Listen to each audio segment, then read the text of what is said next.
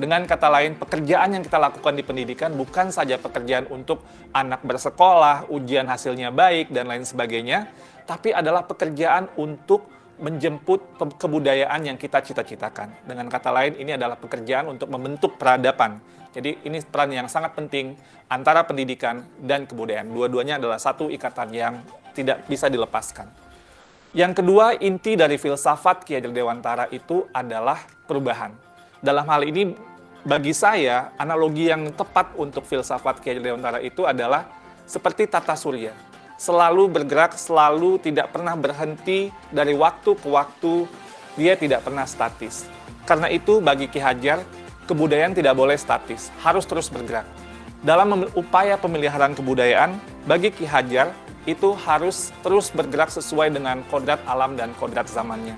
Jika kebudayaan itu terisolasi, kebudayaan itu akan menuju kehancuran. Pendidikan pun juga sama, tidak boleh statis. Pendidikan harus terus berubah, menjawab tuntutan zamannya. Karena sepertinya kalau dalam tata surya itu, kalau Bapak Ibu bayangkan, kalau planet itu berhenti bergerak statis dia, itu akan terjadi sebuah chaos, sebuah kekacauan. Dan itulah yang dilihat oleh Ki Hajar bahwa semuanya itu harus terus bergerak dan bergerak, tidak pernah berhenti. Artinya perubahan adalah hal yang kekal, yang harus terus terjadi. Selanjutnya, planet-planet itu pun dalam tata surya tidak ada yang sama. Di sini terlihat keberagaman. Ada planet Merkurius, ada planet Venus, ada Bumi, ada Mars, dan seterusnya. Dalam melihat planet-planet ini, inilah yang kita juga lihat dalam kebudayaan dan pendidikan. Dalam kebudayaan menurut Ki Hajar tidak ada yang sama. Ada kebudayaan yang mungkin seperti Mars, ada seperti Bumi gitu ya, tapi tidak bisa disamakan. Ketika kita melakukan pertukaran kebudayaan, itu bukan untuk menyamakan semuanya, tapi untuk menguatkan identitas dari masing-masing kebudayaan. Dan kebudayaan itu terus berputar dan terus berputar kepada sumbu yang sama. Dan dalam filosofi Ki Hajar, sumbunya ini atau di mana semua planet itu bersumbu itu adalah nilai-nilai kemanusiaan. Dan ini yang menjadi hal yang esensi dari semua kebudayaan, dimanapun kebudayaan itu berada. Baik itu kebudayaan di Indonesia yang beragam maupun kebudayaan dunia yang juga sangat beragam. Esensinya menurut Ki Hajar adalah nilai-nilai kemanusiaan. Pendidikan pun juga sama. Anak tidak pernah ada yang sama. Dua anak kembar itu tidak pernah sama persis, bahkan kembar siam sekalipun. Fitrah dari penciptaan dari Yang Maha Kuasa itu adalah keberagaman. Menurut Ki Hajar, biarkanlah anak-anak itu memiliki keunikannya sendiri-sendiri. Ibarat planet-planet tadi, mereka bergerak dengan kecepatannya sendiri-sendiri. Kalau Bapak Ibu lihat di tata surya, Merkurius itu berputar sangat cepat, sementara mungkin planet Jupiter itu agak lambat berputarnya. Dan ini mereka juga berputar dengan kecepatannya sendiri-sendiri sesuai dengan orbitnya masing-masing. Masing-masing punya cerita di dalam planet yang berbeda-beda. Jadi tidak bisa dipaksakan Bumi itu harus menjadi seperti Saturnus atau Neptunus itu menjadi Merkurius. Semua ada orbitnya masing-masing, semua bergerak pada sumbu yang sudah diatur dan menghamba pada nilai yang sama, yaitu nilai-nilai kemanusiaan. Nah, lalu apa yang kemudian menjadi relevansi pemikiran-pemikiran Ki Hajar Dewantara terhadap transformasi pendidikan yang sedang kita lakukan sekarang? Filosofi Ki Hajar adalah filosofi tentang perubahan, dan dalam hal ini ada 3 kerangka perubahan Ki Hajar Dewantara. Yang pertama adalah kodrat keadaan. Dalam melakukan perubahan, kita harus melihat kodrat keadaan yang terbagi 2. Pertama, kodrat alam, yang kedua, kodrat zaman. Kodrat alam itu adalah terkait dengan alam tempat di mana masyarakat itu berada. Seperti yang digambarkan oleh Ki Hajar, kalau alamnya daerah pertanian itu berbeda dengan daerah pegunungan atau daerah pantai. Yang 2 musim itu berbeda dengan 4 musim dan seterusnya. Ki Hajar bercerita bahwa kalau orang Belanda melihat orang Indonesia itu boros, karena orang Indonesia alamnya sangat ramah sekali. Jadi tidak pernah mungkin berpikir untuk masa depan yang terlalu jauh, karena alamnya selalu menyediakannya. Sedangkan orang Indonesia melihat Belanda itu pelit. Tapi ini Belanda dibentuk oleh alamnya juga, karena dia harus hidup 4 musim, dia harus berhemat, karena nanti ketika datang musim dingin, tidak bisa lagi tumbuh atau pertanian tidak bisa bergerak. Jadi ini kodrat alam yang membentuk sebuah kebudayaan, kebiasaan sebuah masyarakat. Nah, lalu juga ada kodrat zaman, bagian kedua dari kodrat keadaan. Kodrat zaman ini berarti bahwa walaupun alamnya sama, seperti daerah Bandung atau daerah Semarang dan lain sebagainya, itu tidak pernah sama dari waktu ke waktu. Jakarta tahun 1950 berbeda dengan Jakarta tahun 2020 dan akan berbeda dengan Jakarta 2050 dan seterusnya. Masing-masing zaman itu memiliki tantangannya sendiri-sendiri. Pada saat ini tantangan kita adalah bagaimana menjawab revolusi industri 4.0 dan sebagainya. Percepatan revolusi teknologi ini sangat luar biasa dan ini merupakan tantangan yang pada zaman ini sedang kita hadapi. Lalu yang kedua adalah prinsip melakukan perubahan. Kalau tadi kodrat keadaan, yang kedua ini prinsip melakukan perubahan. Di sini ada yang namanya azas trikon, kontinuitas, konvergensi, dan konsentris. Dalam melakukan perubahan, menurut Ki Hajar, kita harus melakukan sebuah dialog kritis dengan sejarah kita. Kita harus menjaga nilai utama dari masyarakat kita. Harus berakar pada identitas utama dari sebuah masyarakat. Jadi walaupun perubahan itu menjawab kodrat zaman, tapi nilai esensi budaya masyarakat itu harus tetap dipegang. Tapi juga harus ada dialog kritis sehingga bisa terus berubah. Jadi kontinuitas ini bisa terjaga dengan baik. Yang kedua, harus konvergensi. Maksudnya apa? Perubahan-perubahan yang kita lakukan itu harus menuju pada suatu titik yang memperkuat nilai-nilai kemanusiaan. Jadi, dalam konteks konvergensi ini, pendidikan itu harus memanusiakan dan memperkuat kemanusiaan kita. Yang ketiga, konsentris. Jadi, walaupun menuju pada nilai-nilai yang sama, gitu, sumbu yang sama, tapi kita tetap harus menghargai keragaman yang ada. Karena kalau konsentris itu ibarat planet tadi, dia berputar sesuai dengan sumbunya, sesuai dengan orbitnya. Tidak bisa dicampur-campurkan. Karena itu, pendidikan itu harus menghargai keunikan. Karena itu juga, pendidikan itu harus memerdekakan. Biarkanlah masing-masing berputar pada sumbunya, beredar sesuai dengan orbitnya. Menurut kata Ki Hajar, pendidik itu ibarat petani. Petani itu dia bercocok tanam, dia memiliki banyak sekali misalnya bibit. Ada bibit padi, ada bibit jagung, ada bibit kedelai. Yang padi, tumbuhkanlah dia sebagai padi. Jangan menumbuhkan padi, itu berharap menjadi jagung. Tidak akan pernah menjadi seperti itu. Dan jangan pula memelihara jagung dengan ilmu memelihara padi, nggak jadi tumbuh kembangnya jagung itu. Jadi masing-masing itu sesuai dengan kodratnya, dan itulah keragaman yang dihadapi oleh para pendidik dalam konteks kehidupan sehari-hari. Lalu yang ketiga, apa yang berubah? Yang berubah di sini adalah budi pekerti. Maksudnya ini apa? Ada dua kata di sini. Ada budi, ada pekerti. Budi itu menurut bahasa Ki Hajar itu ada 3 komponen, yaitu cipta, rasa, dan karsa. Cipta itu artinya pikiran, rasa itu perasaan, karsa itu adalah kemauan. Dan pekerti. Pekerti itu maksudnya tenaga atau raga. Dalam filosofi pendidikan Ki Hajar, ini harus seimbang terjadinya perubahan tersebut. Ada olah cipta, menajamkan pikiran, olah rasa, menghaluskan rasa, olah karsa, memperkuat kemauan, dan olahraga, menyehatkan jasmani. Sehingga pendidikan itu harus holistik, harus seimbang, tidak bisa timpang. Kalau pendidikan ini bisa kita lakukan dengan seimbang, menurut Ki Hajar, ini akan terjadi kesempurnaan budi pekerti yang membawa kita pada kebijaksanaan. Dengan kata lain, jika kita melakukan pendidikan yang seimbang, tumbuh kembang anak secara holistik, ini akan menghadirkan banyak insan-insan yang penuh kebijaksanaan. Sebaliknya, jika kita melakukan pendidikan dengan timpang, maka kita akan menciptakan masyarakat yang langka, bahkan mungkin hampa dengan kebijaksanaan. Pada akhirnya, semua disiplin ilmu harus menuju kepada kebijaksanaan. Dan relevansi yang kedua dari apa yang kita pelajari dari filosofi Ki Hajar Dewantara adalah keharusan untuk memandang anak dengan rasa hormat, berorientasi kepada anak. Jadi apa tujuan pendidikan kita? Itu adalah murid, murid, murid. Jadi menurut Ki Hajar, semua yang kita lakukan di bidang pendidikan dan para pendidik itu harus berorientasi penuh kepada murid. Dengan bahasa Ki Hajar, salah satu azas dari Taman Siswa, bebas dari segala ikatan, dengan suci hati mendekati sang anak, tidak untuk meminta suatu hak, namun untuk berhamba pada sang anak.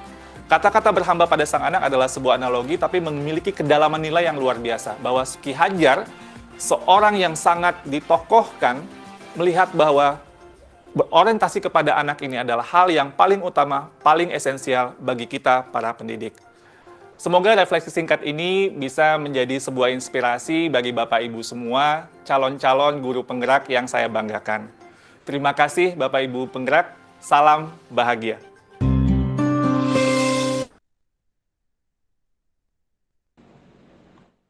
Assalamualaikum warahmatullahi wabarakatuh, Bapak Ibu Guru. Waalaikumsalam warahmatullahi wabarakatuh. Ya, terima kasih sudah mau join dan meluangkan waktunya. Gimana kabarnya? Alhamdulillah. Pak Ulum lagi di luar. Siap. Ya, kita mulai aja, nggih. Sebelum kita mulai agenda kita siang hari ini, mari kita awali dengan bacaan basmalah. Bismillahirrahmanirrahim. Oke, terima kasih.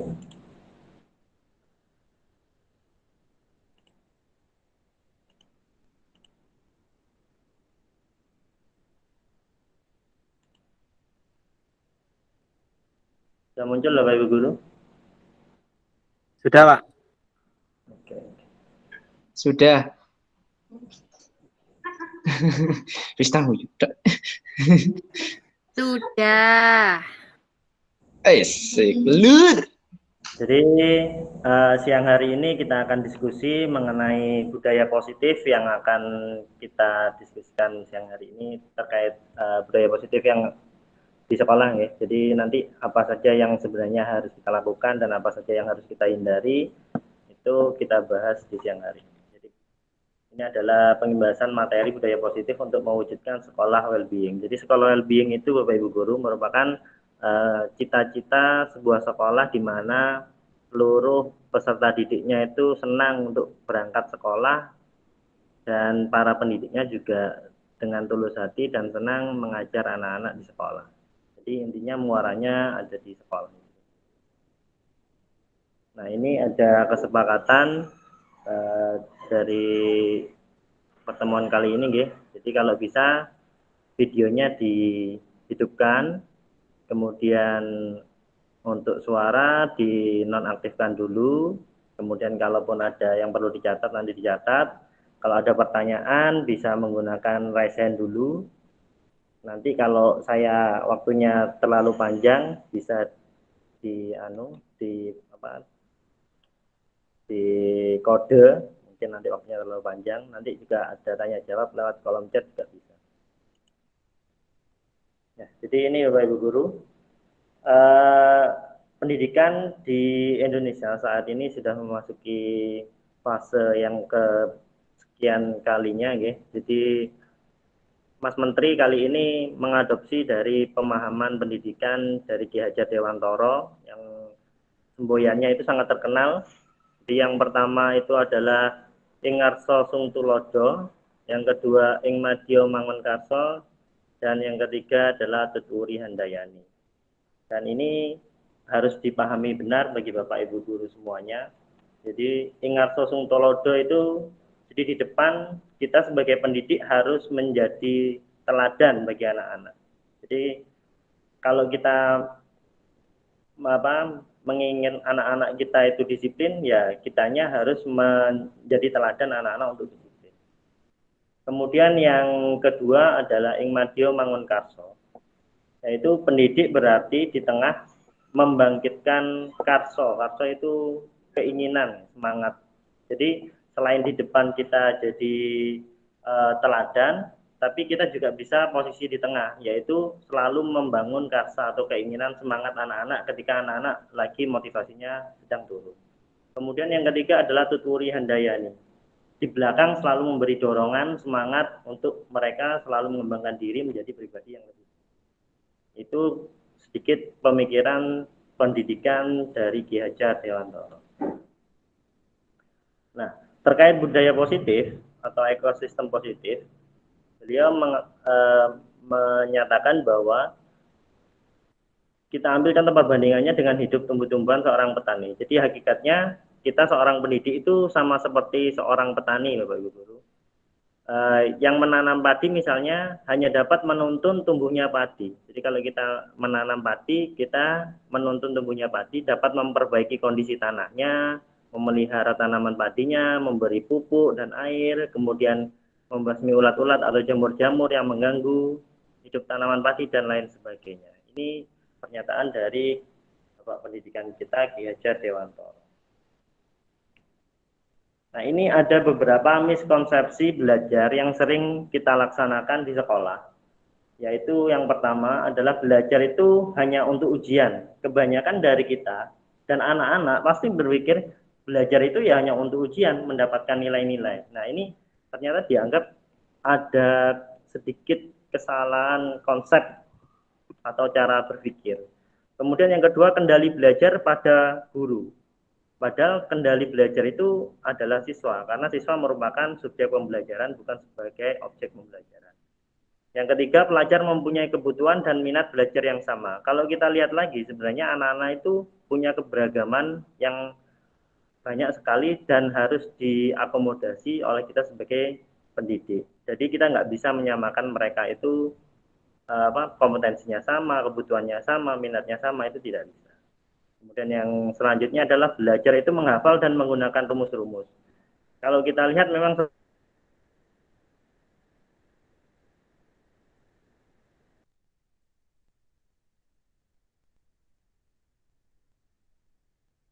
dunia nyata itu seperti apa. Ini miskonsepsi yang sering terjadi di pendidikan Indonesia. Selanjutnya adalah keberhasilan ditandai dengan nilai angka terstandar. Mungkin yang masih kita terapkan adanya KKM ya Bapak Ibu. Jadi itu juga sebenarnya salah satu miskonsepsi dalam belajar. Kemudian yang terakhir adalah penilaian belajar sepenuhnya wewenang guru. Padahal siswa itu juga perlu dilibatkan dalam cara belajarnya seperti apa. Nah, ini adalah miskonsepsi dan konsep tujuan pendidikan yang sebenarnya. Kalau kita awalnya itu misalkan anak-anak itu harus siap untuk ujian, mengejar, jadi belajar tadi untuk ujian saja, itu yang terjadi miss. Seharusnya anak-anak itu siap untuk hidup. Jadi bagaimana nanti mereka berkolaborasi dengan yang lain, bagaimana mereka berpikir kritis, itu ada di kesiapan untuk hidup. Jadi pendidikan itu sebenarnya bukan hanya lembaga yang menyiapkan anak-anak untuk siap ujian saja, tapi ya menyiapkan anak-anak untuk lebih siap hidup di kehidupan nyata. Kemudian yang kedua adalah nilai dan angka. Nilai angka itu kadang selalu kita berikan kepada anak-anak, padahal ada yang lebih dari itu, yaitu adalah kompetensinya mereka. Jadi anak yang dapatnya 80 belum tentu kompetensinya juga sesuai dengan hal itu. Itu yang harus kita sedikit mengalami perubahan paradigma. Kemudian ada ujian standar, terkadang kita juga memberi soal-soal nilai, soal-soal ke anak-anak, kita kasih 20 soal, kemudian anak-anak disuruh ngerjakan, kita di depan mengawasi, dan seolah-olah ada kemarin saya lihat di salah satu pemateri di YouTube itu, kadang ujian di Indonesia itu seperti di neraka, seperti itu. Jadi gurunya sebagai pengawas, kayak penjaga gitu. Itu konsep ujian yang sangat menakutkan. Padahal ada yang lebih dari itu, yaitu adalah ujian yang bermakna. Bagaimana anak-anak bisa mengkorelasikan konsep-konsep yang telah dipelajari, kemudian diaplikasikan ke dunia nyata. Itu adalah ujian yang bermakna. Yang selanjutnya adalah menghafal, itu harusnya menalar. Dan ini sudah mengalami perubahan. Jadi kemarin yang kita ada ujian nasional, sudah menjadi asesmen nasional, itu banyak sekali penalaran yang harus bisa anak-anak berdasarkan konsep-konsep yang telah dipelajari. Jadi tidak hanya menghafal konsepnya saja, tapi sudah tingkatannya sudah bisa menalar. Kemudian kepatuhan itu harusnya kemandirian, karena selama ini seluruh peraturan itu ditujukan agar anak-anak patuh, padahal tidak seperti itu. Anak-anak harus bisa mandiri nanti. Ini tentang miskonsepsi dan tujuan pendidikan. Nah, ini adalah profil pelajar Pancasila, Bapak Ibu Guru. Mungkin ada yang sudah paham. Ini saya sampaikan lagi. Jadi ada 6 sebenarnya yang diinginkan pemerintah tercipta atau terwujud di setiap sekolah. Itu pengennya anak-anak itu seperti apa, yaitu ada di profil pelajar Pancasila ini. Jadi mewujudkan anak-anak itu nanti berkebinekaan global. Artinya mereka mampu untuk menghargai seluruh perbedaan yang ada. Jadi kayak Indonesia itu kan memang terdiri dari berbagai suku bangsa. Itu di situ berkebinekaan global. Jadi tidak ada nanti disintegrasi, itu tidak ada. Kemudian yang kedua adalah gotong royong, jadi harus memang saling membantu untuk tujuan bersama, kemudian kreatif untuk memecahkan masalah, bernalar kritis untuk menyelesaikan seluruh permasalahan yang akan dihadapi, mandiri. Dan yang pertama tadi lalu beriman bertakwa kepada Tuhan Yang Maha Esa, karena itu yang utama, yaitu jadi insan yang beriman bertakwa kepada Tuhan Yang Maha Esa dan berakhlak mulia. Nah, siang hari ini yang akan kita bahas lebih mengerucut ke 6 bagian ini. Yang pertama adalah paradigma stimulus respon dengan teori kontrol. Yang kedua adalah disiplin, apa itu disiplin. Kemudian ada 3 motivasi perilaku manusia. Jadi setiap manusia itu melakukan sesuatu pasti ada tujuannya. Kemudian yang ketiga adalah keyakinan kelas, hukuman dan penghargaan. Keempat, kebutuhan dasar manusia. Yang kelima, posisi kontrol. Dan yang terakhir adalah segitiga restitusi. Apa saya terlalu cepat Bapak Ibu Guru untuk menyampaikannya? Mohon tanggapannya. Tidak. Lanjutkan sudah Pak, sudah enak kok. Ya, terima kasih. Jadi yang pertama perubahan paradigma teori kontrol.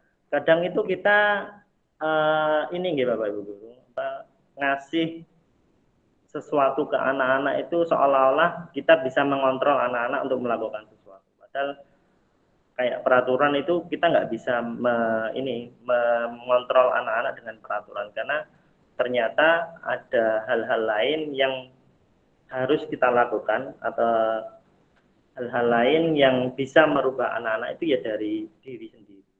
Namun terkadang kita seolah-olah menyuruh anak-anak untuk melakukan sesuatu, dan itu sebenarnya hanya ilusi. Yang pertama ini adalah ilusi guru mengontrol murid. Jadi waktu kita ngajar seolah-olah anak-anak kita kasih kayak gini, seolah-olah anak-anak itu paham, tapi ternyata ya nggak paham. Karena kadang kita juga mengajar anak-anak di dalam kelas. Kemudian yang kedua adalah ilusi bahwa kritik membuat orang merasa bersalah dapat menguatkan karakter. Nah, ini kalau terjadi permasalahan, kita biasanya pendekatannya itu seolah-olah menyalahkan anak-anak, tapi melemahkan karakternya juga. Jadi tidak membangun karakter, tapi kita malah melemahkan. Itu yang sering kita lakukan. Kemudian yang selanjutnya adalah ilusi bahwa semua penguatan positif, efektif, dan bermanfaat. Jadi terkadang juga ada hal-hal seperti reward itu kita anggap hal-hal bagus, namun ternyata kalau kita pelajari lagi ada beberapa hal yang juga berdampak negatif bagi anak-anak. Nanti kita bahas. Yang selanjutnya ada ilusi bahwa orang dewasa memiliki hak untuk memaksa. Kita sebagai guru kadang memaksa anak-anak untuk menaati peraturan, dan anak-anak nggak paham, kadang nggak timbul motivasi atau kesadaran diri, kenapa saya harus melakukan ini, kenapa harus saya menaati peraturan ini. Itu kita tidak nyampe ke sana. Tapi yang penting kita sebagai guru memaksa anak-anak ya harus ikut peraturan seperti itu. Itu adalah ilusi-ilusi yang sering kita jumpai di pendidikan kita. Ada dua. Jadi ada perubahan, ada stimulus respon sama teori kontrol. Dari yang saya pelajari dan saya dapatkan di program guru penggerak itu, alangkah lebih bijaknya kita menggunakan teori kontrol saat ini, karena teori stimulus respon ada dampak yang kurang baik bagi anak-anak. Seperti ini contohnya, mencoba mengubah orang agar berpandangan sama dengan kita. Contohnya adalah kerapian anak-anak. Kita kadang memaksa anak-anak untuk biar cara pandangnya itu sama dengan kita. Kalau baju rapi itu ya dimasukkan, kemudian rambutnya potong cepat dan sebagainya. Nah, itu adalah salah satu teori stimulus respon. Kadang anak-anak melakukan hal tersebut kalau tidak dilandasi dengan kesadaran dan pemahaman kesadaran itu ke anak-anak ya hanya melakukan tersebut atas dasar keterpaksaan. Ada langkah yang lebih bagus, yaitu adalah berusaha memahami pandangan orang lain tentang dunia. Jadi memang kita harus gali dulu, kenapa anak ini seperti ini, kenapa bajunya selalu dikeluarkan. Jangan-jangan pandangan mereka itu tidak sama dengan kita. Itu yang harus kita gali terlebih dahulu. Kemudian yang kedua adalah perilaku buruk dilihat sebagai suatu kesalahan. Itu sering sekali kita memandangnya seperti itu. Padahal kalau menurut teori kontrol, setiap perilaku itu ada tujuannya. Jadi ada hal yang ingin dipenuhi sebenarnya oleh seorang anak itu. Jadi bukan berarti salah. Kemudian yang ketiga, orang lain bisa mengontrol saya, itu kalau stimulus respon. Sedangkan menggunakan teori kontrol, hanya Anda yang bisa mengontrol diri Anda sendiri. Kadang kita juga motivasi dari diri itu lebih baik daripada motivasi dari orang lain. Kemudian yang selanjutnya, saya bisa mengontrol orang lain. Seolah-olah kita bisa mengontrol anak-anak di sekolahan, harus gini, tapi sebenarnya itu ilusi ya, yang waktu kita di slide sebelumnya tadi sudah dijelaskan.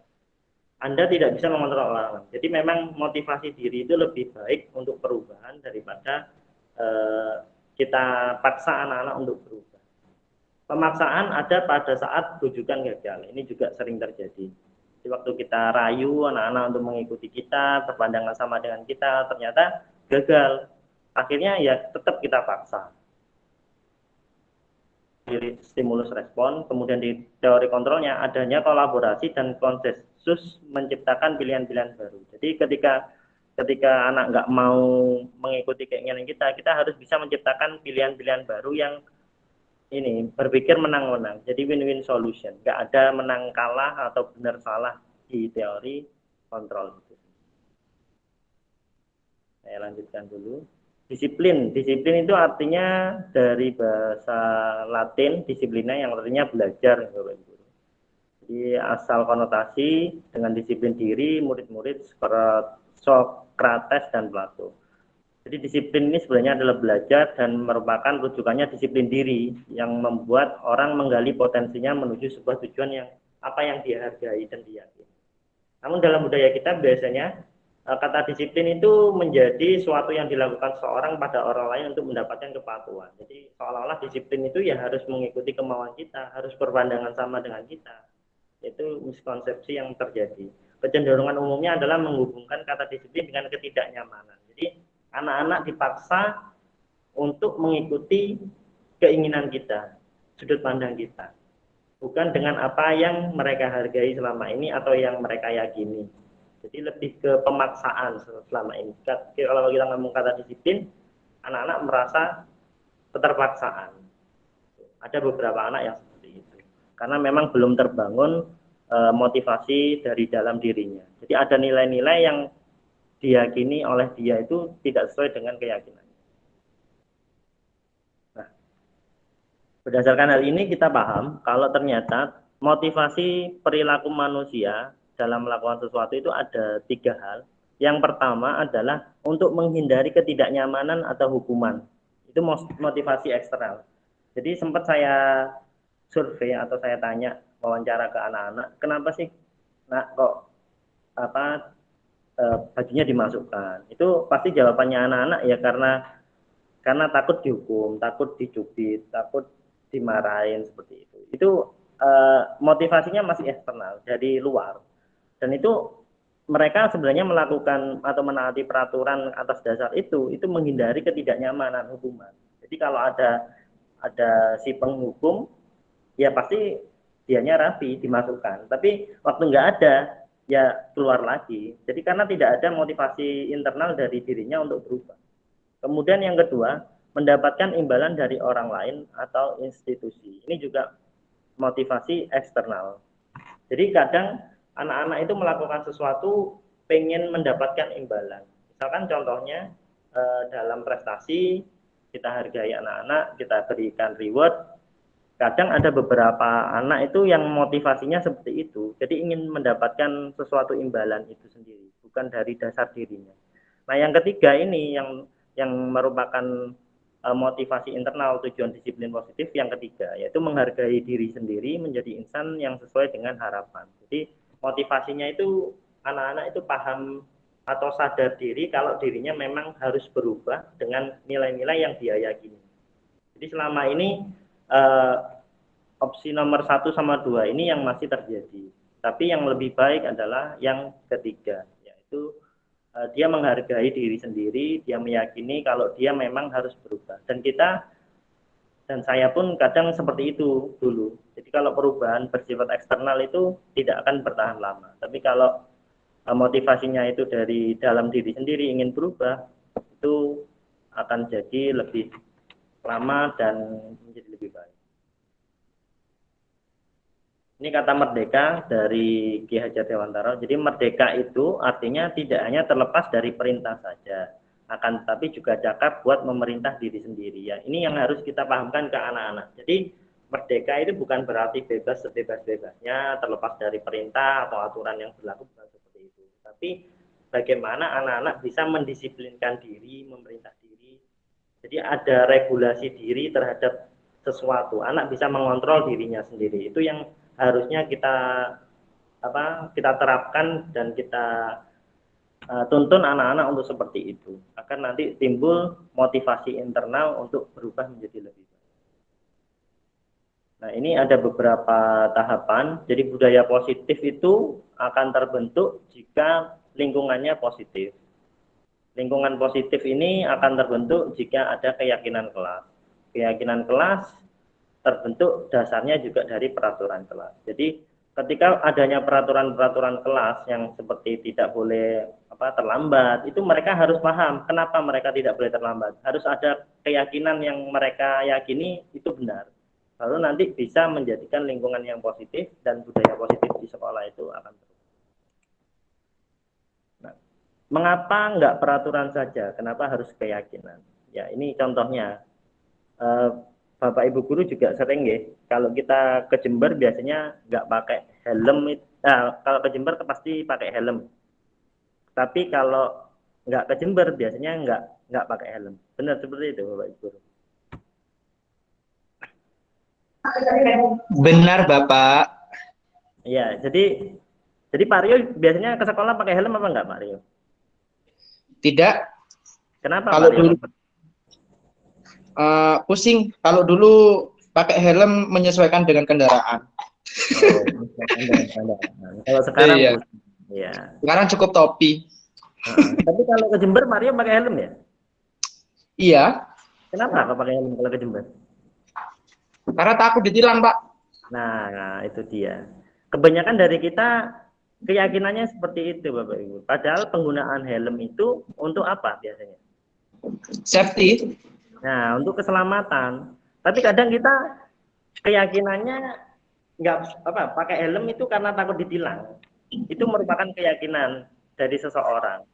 Sama kalau kita refleksikan ke anak-anak, mereka memasukkan baju yang rapi ya karena takut ditilang tadi, ada yang nilang gitu, ada yang marahi, bukan karena kesadaran dirinya anak-anak saya memang harus rapi, jadi siswa saya harus rapi, harus disiplin, bukan seperti itu. Itu contoh singkat aja dari kita sendiri ya. Misalkan ini bagi kita juga biasanya kalau lampu merah berhenti apa lanjut? Berhenti. Nah, berhenti ibu-ibunya. Ada yang lanjut? Terkadang Ya. Pak, kalau dari lampu merah Balong, kalau dari selatan kan lurus. Ya kadang saya terobos. Oh, terus. Karena Kenapa? jangan lurus. Kenapa kok diterobos Pak Rio? Iya, jalan lurus pertigaan ya saya lurus. Oh, lurus. Aman berarti ya? Hah? Alhamdulillah aman. Kalau ibu-ibunya tadi berhenti dulu nggih? Iya, Pak. Kenapa kok berhenti Bu Nafida? Ya karena lampu merah ya harus berhenti. Ya, harus berhenti. Jadi dasarnya menaati peraturan saja berarti? Oh, enggak juga. Ya Apa? karena untuk keselamatan. Gimana Bu? Ya untuk keselamatan juga. Kalau misalkan lampu merah terus nerobos, misal ada dari timur lampu hijau, kan bisa aja terjadi kecelakaan. Itu padahal sama-sama dari selatan nggih, Bu Nafida sama Pak Rio tadi. Iya. Nah, itu cara pandang kita seperti itu. Kadang anak-anak juga seperti itu menanggapi peraturan sekolah. Jadi kadang anak-anak itu ya kadang diterobos saja karena mereka yakin aman gitu. Karena apa yang mereka yakini ya kerapian itu nggak jadi masalah gitu, seperti itu. Tapi beda lagi kalau mereka punya motivasi diri kayak tadi Bu Nafida, ya kalau nggak saya mengikuti peraturan nanti akan timbul bahaya seperti itu. Mungkin anak-anak harus disadarkan dulu kenapa bajunya harus dimasukkan. Kalau mereka nggak paham tujuan atau nilai-nilai yang diyakini kenapa baju itu harus dimasukkan, ya mereka tetap susah untuk memasukkan baju karena mereka nggak yakin terhadap nilai-nilai tentang peraturan itu sendiri. Sudah dapat gambaran Bapak Ibu Guru? Iya, Pak, bisa. Nah, jadi intinya lebih ke pendampingan anak-anak sih. Ya, jadi kita jadi guru nggak harus apa ya memaksakan, tapi tanpa menuntun anak-anak untuk memahami peraturan itu sendiri. Ini contohnya tadi nggih, menggunakan helm, 3M, terus datang tepat waktu pada saat mengikuti kelas. Kalau motivasinya dari eksternal memang apa ya nggak ceket gitu loh, nggak masuk ke dalam hati. Nah, coba saya minta bantuan dari Bapak Ibu Guru, keyakinan kelas apa yang dituju biasanya? Kalau mengembalikan buku ke tempatnya, apa keyakinannya? Biar apa? Jadi manusia yang seperti apa? Jujur kah?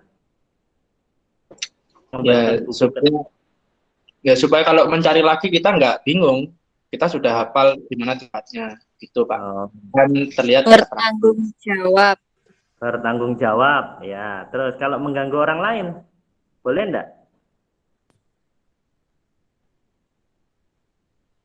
Itu kan dilarang Tidak mengganggu. boleh. Nah, tidak boleh. Berarti dilarang mengganggu orang lain.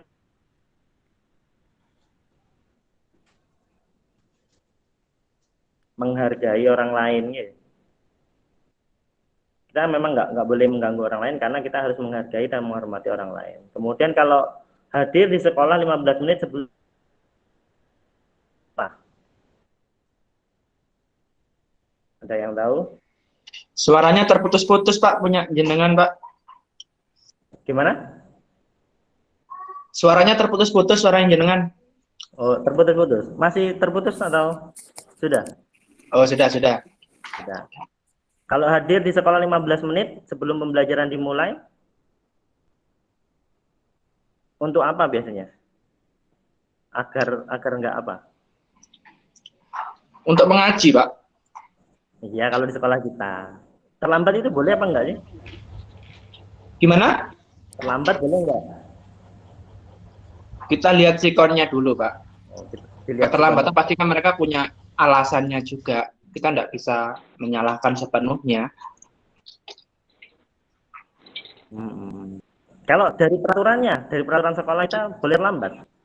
Kalau dari peraturan kan harus tepat waktu ya Pak ya. Kira-kira. Terputus suaranya Pak Puji. Kenapa kok harus tepat waktu datangnya? Supaya disiplin. Nah, disiplin berarti nilainya yang dituju adalah kedisiplinan. Kalau dilarang melakukan kekerasan, kenapa biasanya? Apa nilainya yang diyakini? Ya jawab. Berperilaku baik. Berperilaku baik. Kemudian dilarang menggunakan narkoba untuk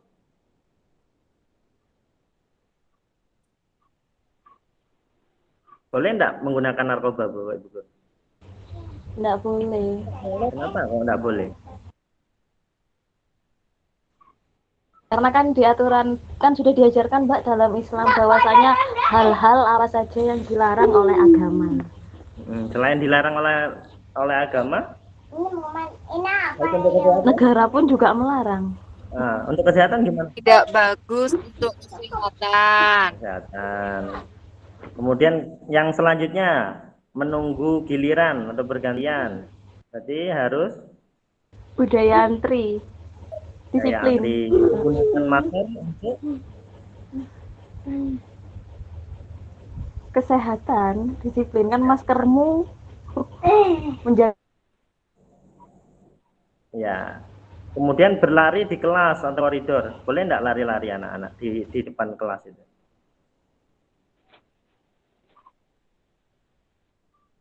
Lihat sikon dulu, Pak. Oh, lihat sikon. Kalau nggak ngapa-ngapain tiba-tiba berlari.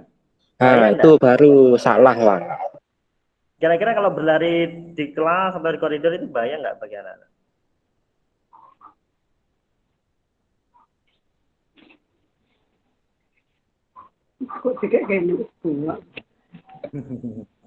Ini nggih.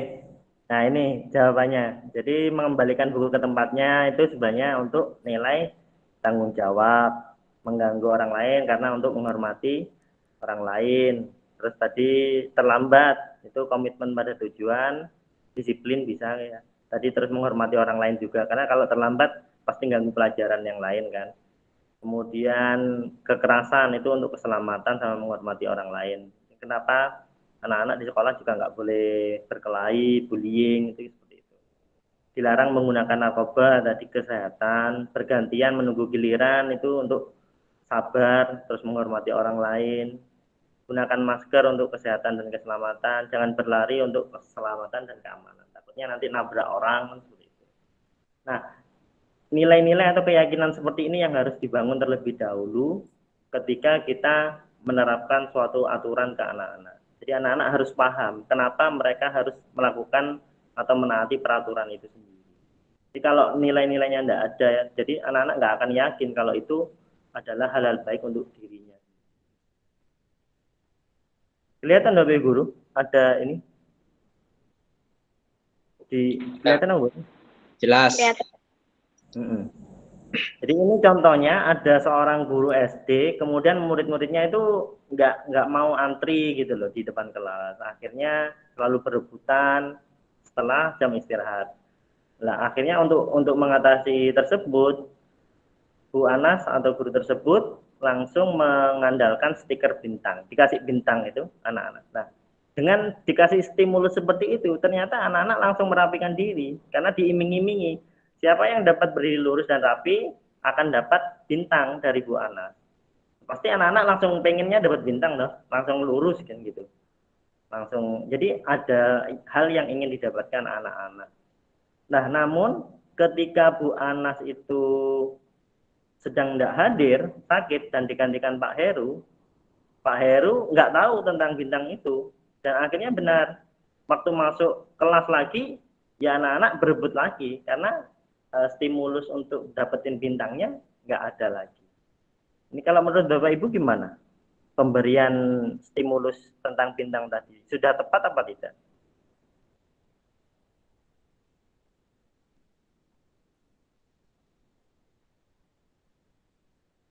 Halo?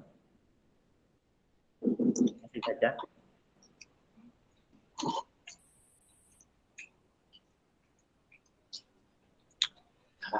Kurang. Kenapa kok bisa kurang, Pak Rio? Ya itu karena ada pemberian itu, stimulusnya. Jadi mereka nggak ngejar rewardnya itu. Kalau nggak ada reward, mereka ya nggak aneh lagi. Kira-kira kalau di kelas itu ada rewardnya sama nggak ada rewardnya, lebih baik mana berarti kalau disamakan, kalau kita tarik? Perlu nggak adanya reward di kelas?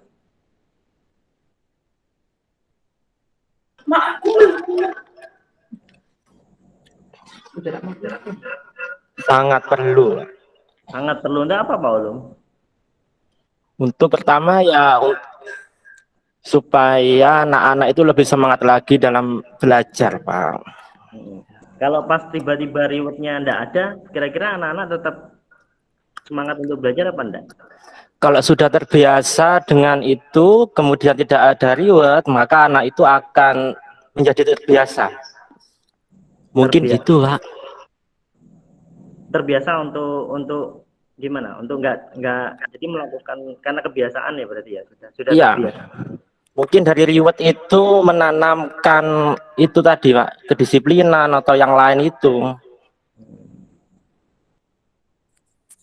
Ketika rewardnya nggak ada, berarti anak-anak dipastikan masih tetap ini ya termotivasi untuk terus belajar ya. Iya, Pak. Iya. Ada yang lain mungkin dari Bapak Ibu Guru memberikan tanggapannya? Gimana Bu Vista?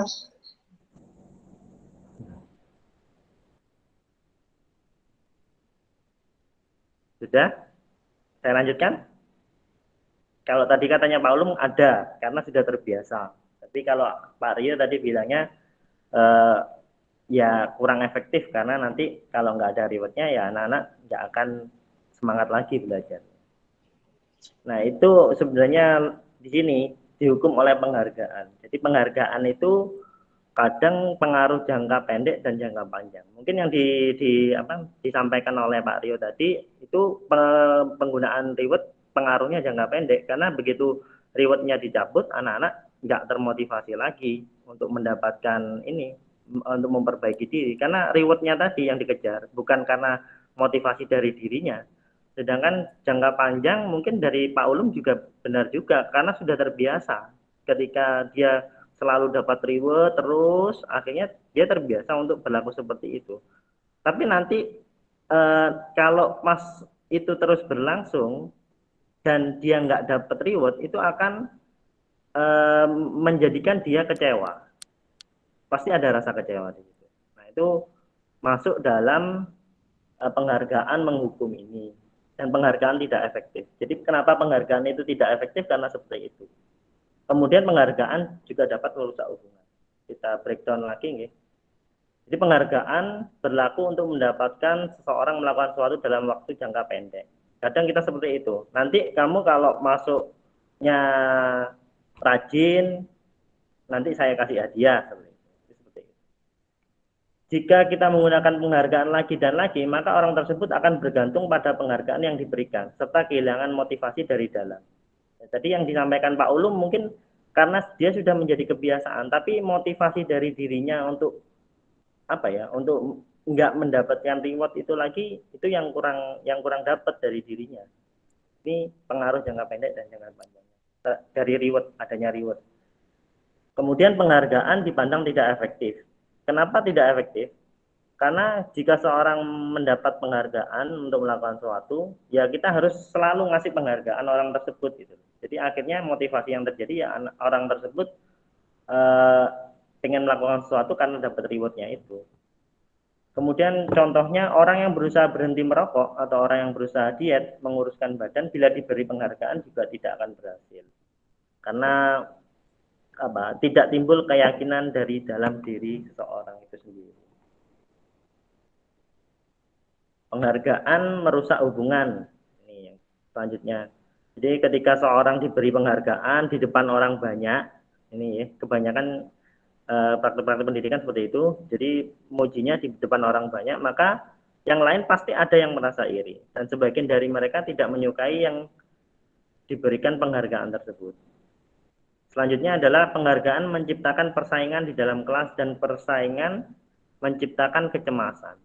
Jadi kadang pembentukan adanya reward di dalam kelas itu juga adanya kompetisi di dalam persaingan. Ya bagus, tapi nanti persaingan itu akan jadi kecemasan, nggak nyaman gitu. Jadi saling menjatuhkan. Negatifnya seperti itu. Kemudian mereka percaya bahwa mereka yang tidak memiliki kesempatan mendapatkan penghargaan akan berhenti mencoba. Jadi misalkan, oh yang pintar Pak Rio ini bahasa Inggris, ya pasti dapat juara 1 Pak Rio. Ya yang lain nggak akan mau untuk mencoba, nggak akan mau belajar sudah. Misalkan bahasa Inggris Pak Rio selalu dapat bagus, kemudian Bu Nafida dapat saya nggak bisa bahasa Inggris Pak. Jadi dianya motivasinya akhirnya sangat menurun, itu merusak hubungan. Jadi, ya dia yakin kalau dianya nggak bisa akhirnya, dan dia nggak mau mencoba karena dia yakin kalau temannya yang bisa ya itu aja sudah. Saya ya kayak gini. Jadi dampak negatifnya seperti itu. Ini penghargaan menghukum artinya yang tidak sistem ranking ini. Mereka yang mendapatkan ranking kedua akan merasa dihukum. Padahal terpautnya biasanya kalau kita lihat nilai-nilainya anak-anak itu antara 88 sama 89 misalkan. 1 poin. Ya dengan 1 poin pastinya dia ngerasa dihukum banget gitu. Jadi memang ranking dalam kelas itu kurang efektif. Makanya dari Mas Menteri dari Pendidikan juga sebenarnya ranking dalam kelas itu sudah dihilangkan. Dalam era POT kan juga sudah nggak ada sebenarnya. Tapi terkadang dari kitanya masih tetap mengadakan ranking itu ya untuk reward tadi sebenarnya. Penghargaan dan hukuman adalah hal yang sama karena keduanya mengendalikan perilaku seseorang.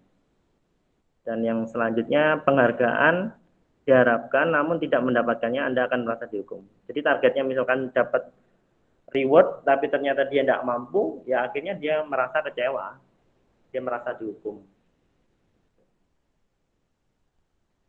Keyakinan itu akan lebih memotivasi seorang dari dalam. Seorang akan lebih tergerak bersemangat untuk menjalankan keyakinan daripada hanya sekedar mengikuti serangkaian peraturan. Jadi kalau bagi kita yang meyakini kalau pemberian reward tadi itu baik bagi anak-anak, ya kita akan tetap melakukan hal itu. Dan dengan saya ngomong di sini, dengan saya tidak bisa meyakinkan Bapak Ibu guru, keyakinan Bapak Ibu guru tetap kalau reward itu bikin lebih baik di atmosfer kelasnya, ya tidak akan berubah. Nah itu cara cara kerjanya keyakinan itu seperti itu Bapak Ibu. Jadi keyakinan saya yang menganggap kalau pemberian reward itu kurang tepat, tapi ternyata yang diyakini Bapak Ibu guru pemberian reward itu tepat.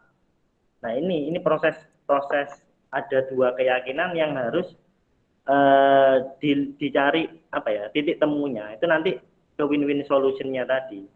Sama seperti kita meyakini sesuatu tapi anak-anak juga nggak meyakini apa yang kita yakini.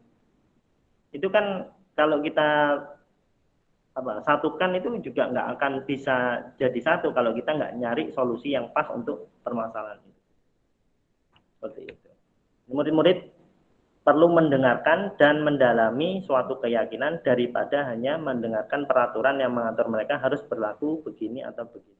Jadi dalam peraturan itu lebih baik kita jelaskan kenapa kita harus seperti ini, kenapa kita harus seperti ini. Jadi ada nilai-nilai keyakinan yang harus mereka yakini dan itu benar baik bagi kita dan mereka juga paham dan mereka yakin kalau itu benar. Ini tentang pembentukan keyakinan kelas saja ya. Nah ini kemarin saya sudah terapkan di salah satu kelas yaitu di 10 MIPA.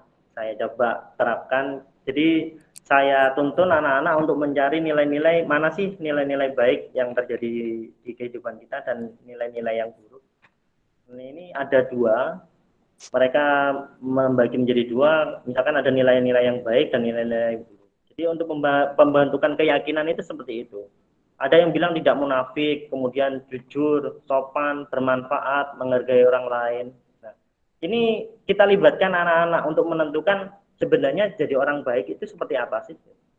Kemudian nilai-nilai yang harus kita hindari itu apa? Kemudian anak juga bilang ada munafik, iri, dengki, tidak sopan.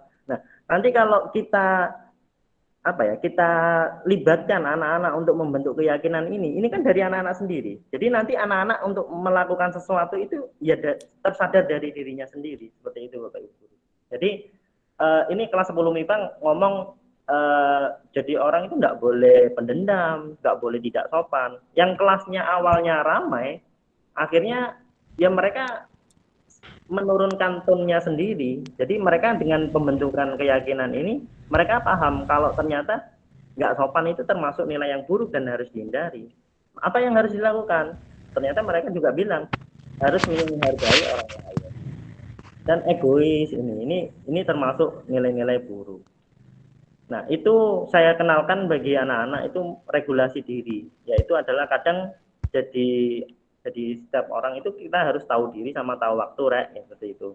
Jadi semua ini pembentukan ini kita tuntun anak-anak untuk meyakini hal ini. Jadi apa nilai-nilai yang kurang baik dan apa yang nilai-nilai baik yang harus mereka yakini. Dan ini kita libatkan anak-anak dan alhamdulillah waktu itu kita mendapatkan suatu keyakinan kelas. Ya, siswa 10 MIPA merupakan siswa yang saling menghargai dan menghormati orang lain. Kemudian mereka juga bertanggung jawab. Nah, penggaitan seperti ini harus diterapkan di semua kelas. Kalau saran saya untuk menciptakan budaya positif. Jadi, kalaupun nanti timbul hal-hal negatif, kita tinggal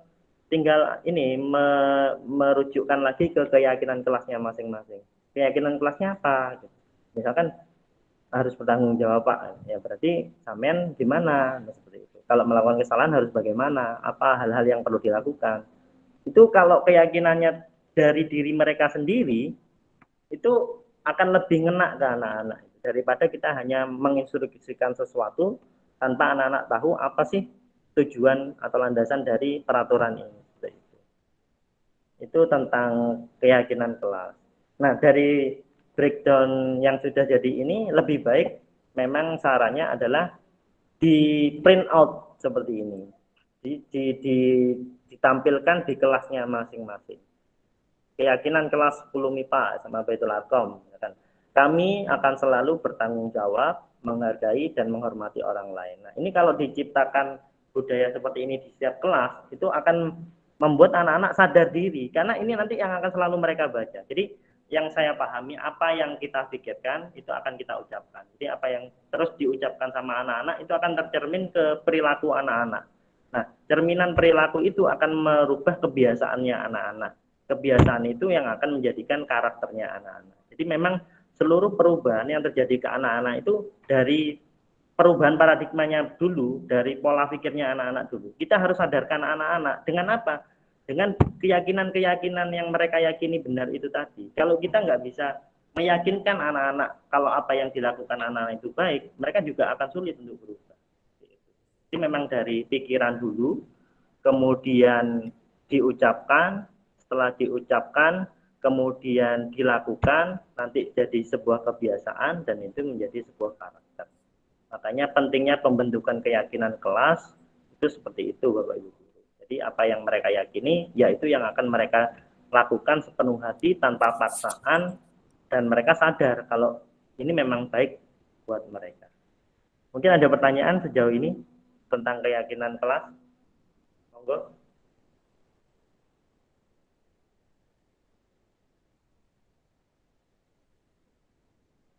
Saya lanjutkan ya.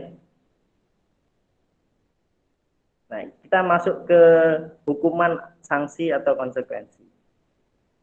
Mencatat 100 kali di dalam buku kalimat, saya tidak akan terlambat lagi karena terlambat sekolah. Kira-kira masuk hukuman atau sanksi?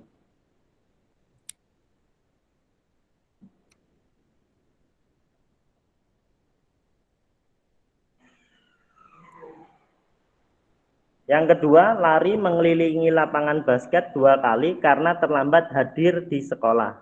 Kadang dulu kayak seperti itu nggih. Pak Rio kayaknya dulu waktu jadi siswa juga gitu, Pak. Lalu terlambat akhirnya suruh lari keliling lapangan 2 kali. Nah, Hukuman. nah, Iya. itu hukuman apa konsekuensi kira-kira? Kemudian murid diminta push up 15 kali karena tidak menggunakan masker ke sekolah. Hukuman. Masker, kemudian disuruh push up 15 kali. Kalau yang selanjutnya ini, menggantikan kertas tugas teman yang telah dicoret-coret, hukuman atau sanksi? Sanksi. Sanksi. Membersihkan tumpahan air meja tulis karena tersenggol saat belajar. Sanksi. Meminta murid tidak mengenakan sepatu seharian di sekolah karena tidak mengenakan sepatu hitam. Hukuman. Hukuman.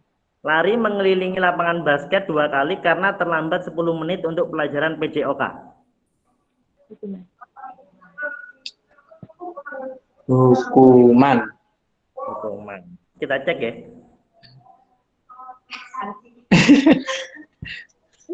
Jadi memang kadang itu hukuman itu nggak ada korelasi dengan apa yang jadi kesalahannya dia. Contohnya di sini. Terlambat ke sekolah, kemudian dia nulis, saya tidak akan terlambat lagi. Itu termasuk hukuman. Kemudian mengelilingi lapangan basket 2 kali, kalau terlambat, itu juga hukuman. Push up 15 kali karena nggak pakai masker, itu hukuman juga. Kemudian menggantikan kertas tugas teman yang telah dicoret, nah itu sanksi. Benar kata Pak Rio tadi. Membersihkan tumpahan air, itu juga sanksi.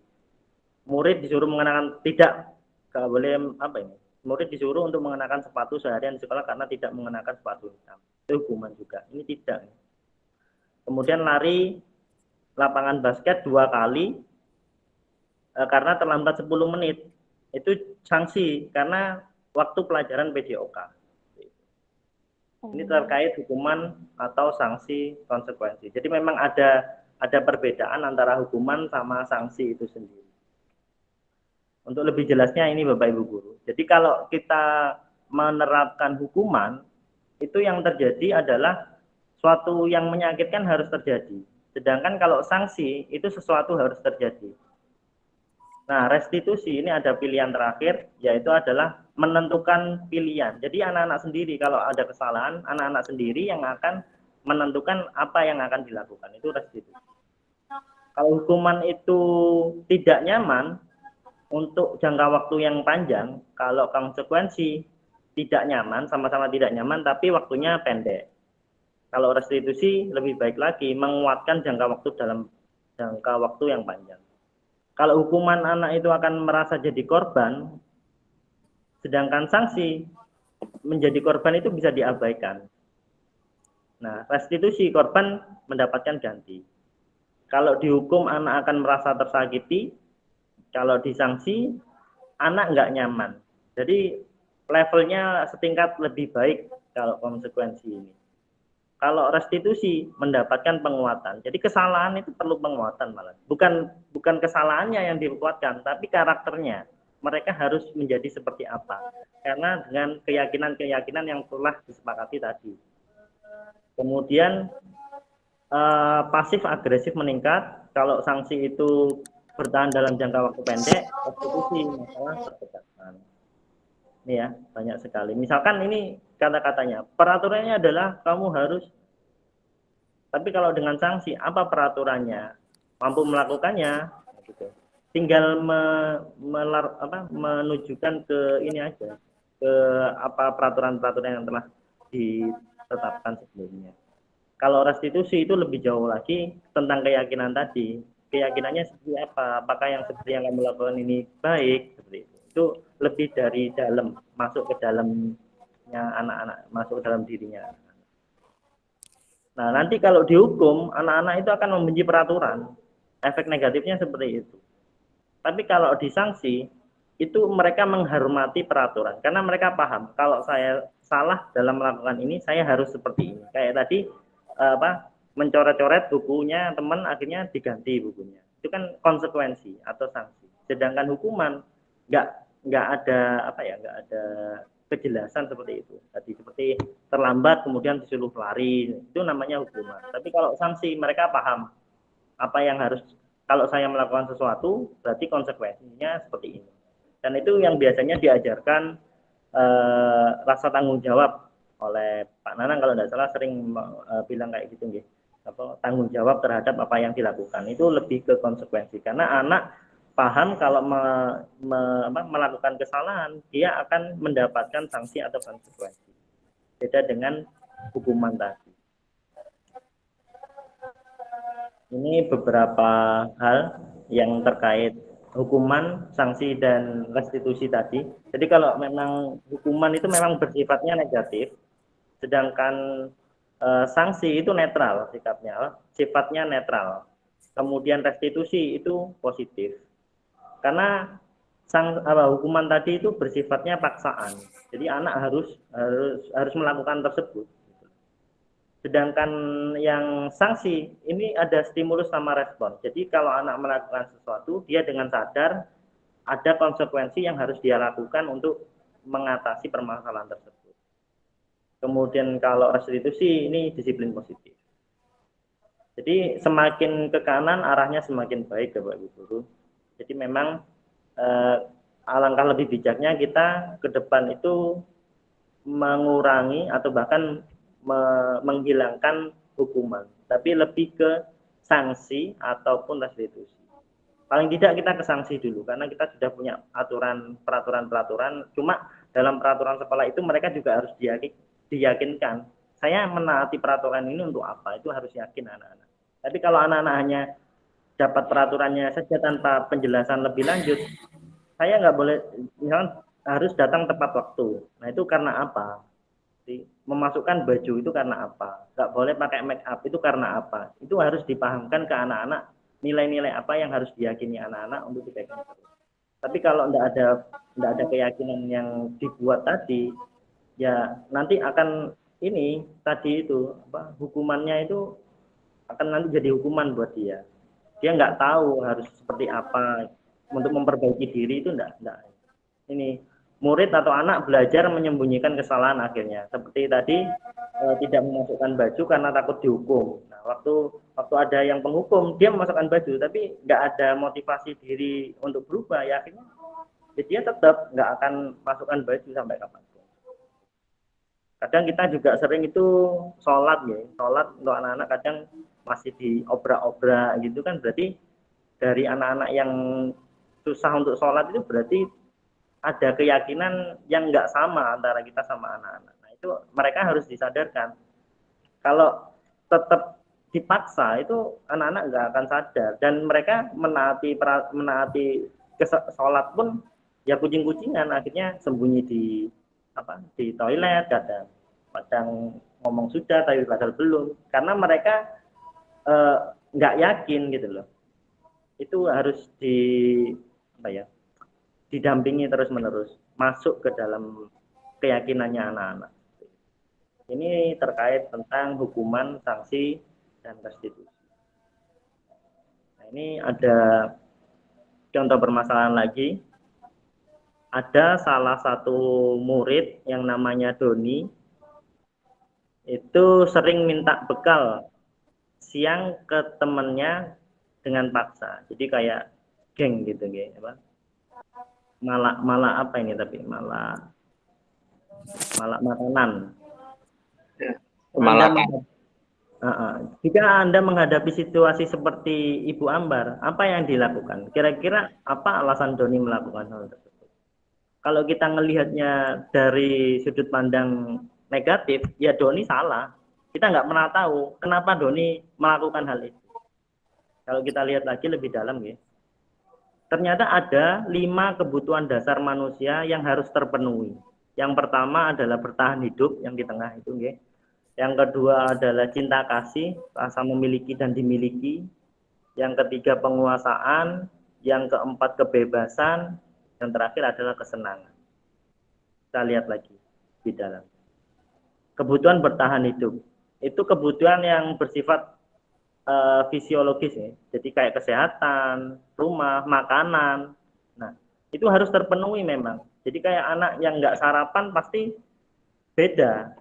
Ada kebutuhan yang tidak terpenuhi.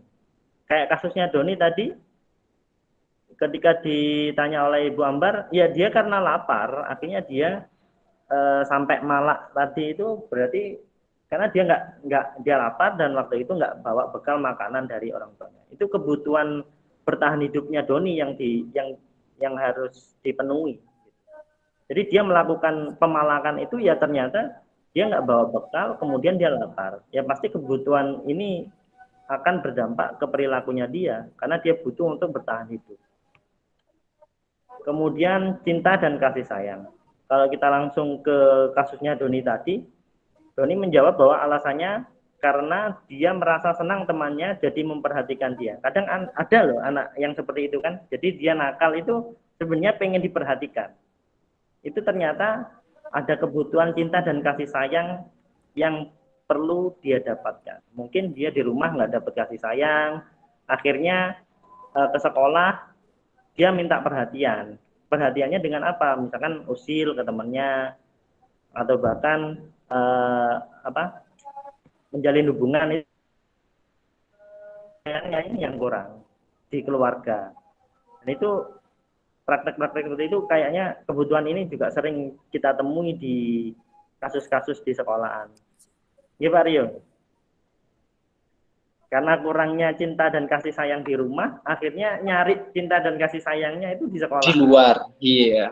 Ya, akhirnya ya itu mungkin karena kasih sayangnya di rumah kurang, akhirnya dia nyarinya di tempat lain. Nah ini contohnya Doni, ternyata dia senang lihat temennya memperhatikan dia karena dipalak tadi. Jadi ketika temennya melaporkan pada gurunya ke orang tua jadi perhatian ke dia. Nah itu kebutuhan dasarnya ya cinta dan kasih sayang itu, pengen diperhatikan sebenarnya dia. Kadang anak-anak itu yang di kelas rame seperti itu, Bapak Ibu guru, itu juga ternyata ya kebutuhan ini, kebutuhan untuk diterima ini yang kadang kita tidak perhatikan, tiba-tiba dia rame sendiri, ngomong sendiri. Nah itu ternyata ya ada kebutuhan yang perlu dia penuhi. Kemudian penguasaan, nah ini ya. Jadi butuh diakui atas kemampuannya. Kalau kasusnya Doni tadi, dia pengen merasa hebat karena teman-temannya jadi takut kalau dia malak tadi terus mengikuti keinginan dia. Itu Doni sedang berusaha memenuhi kebutuhan dasarnya akan kekuasaan. Jadi kadang kita sebagai manusia ingin dilihat. Di kelas pun kita sering kali melihat anak-anak itu seperti itu. Jadi kalau ada anak-anak yang bersifat arogansi itu sebenarnya ya dia butuh apa ya? Dia butuh memenuhi kebutuhan dasar tentang kekuasaan itu sendiri.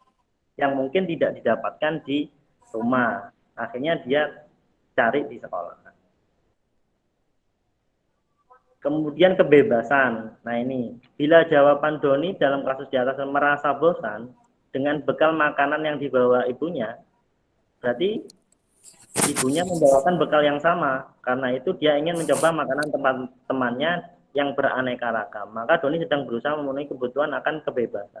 Kadang kita ke anak-anak itu juga, kalau kita jadi anak-anak, sekolah mulai jam 7 pagi sampai jam 2 siang di dalam kelas, duduk mendengarkan Bapak Ibu guru bicara, pasti ada kebutuhan ini yang tidak terpenuhi. Akhirnya anak-anak ya jadi rame sendiri, kemudian jahil ke temennya, ngomong sendiri. Karena apa? Karena kita kadang ya monoton, ngajarnya mulai jam 7 sampai jam 2 itu monoton semua gitu. Akhirnya anak-anak merasa bosan. Makanya kan tadi saya sudah lihat Bu Eva sudah mulai menerapkan pembelajaran di luar kelas kayaknya kalau tidak salah tadi di samping masjid. Nah itu sebenarnya langkah-langkah untuk merelaksasi anak-anak biar tidak bosan. Karena anak-anak butuh kebebasan kadang. Kebebasan di sini kebutuhan untuk pilihan ya. Jadi anak-anak nggak harus monoton gitu loh, nggak bosen harus duduk datang diam di kelas seperti itu. Mungkin Pak Rio dengan langkah-langkah bikin apa drama teater itu kan menyenangkan bagi anak-anak. Terus yang di apa kuliner Bu Ika biasanya masak-masak jualan. Nah itu kan apa ya bervariatif gitu loh, beraneka ragam. Itu yang anak-anak pasti senang kayak gitu karena mereka nggak jenuh. Tapi kalau mulai pagi sampai siang, misalkan jam pertama sampai jam kedua matematika, kemudian dilanjut ekonomi, kemudian bahasa Inggris, kemudian fisika, ya pasti anak-anak ngerasa jenuh gitu loh. Nah itu yang harusnya kita mulai pahami kebutuhan anak-anak butuh untuk kadang sesekali waktulah kita ajak keluar anak-anak di pembelajaran di luar kelas atau kita kasih permainan seperti itu. Itu untuk mengurangi rasa kejenuhan mereka dalam belajar. Apalagi pelajarannya ada banyak 18 mapel dan semuanya menuntut untuk nilainya bagus semua. Nah itu kadang yang kita menutup mata, pokoknya kamu harus bagus di mata pelajaran saya. Nah, itu yang harus kita refleksi lagi apakah benar pendidikan seperti itu. Karena kalau tertekan itu esensi untuk belajarnya itu malah nggak ada. Jadi anak-anak merasa datang ke sekolah itu ya tekanan akhirnya nggak senang lagi. Padahal mereka berangkat ke sekolah ya pengen dapat sesuatu, pengen dapat hal-hal baru, pengen menyenangkan lah belajarnya. Kita pun kan kadang belajar seperti itu Bapak Ibu guru. Kita butuh berbagai teknik. Ada yang suka dengerin lagu waktu belajar sambil baca-baca, tapi ada yang butuh ketenangan. Terus ada yang sambil gerak-gerak ke sana. Ternyata anak-anak ya seperti itu, berdiferensiasinya kayak gitu. Beragamnya seperti itu. Nah, itu yang kadang kita menyamakan kebutuhan anak-anak. Padahal kita paham sekali, kita pun tidak bisa kalau mendapatkan atau belajar dengan satu model itu tidak bisa. Nah, itu yang harus kita refleksi diri, apakah kita sudah benar sekarang ngajarnya, apa yang perlu ditingkatkan, apa menjadi kebutuhan anak-anak ya seperti itu. Kemudian kesenangan, nah ini.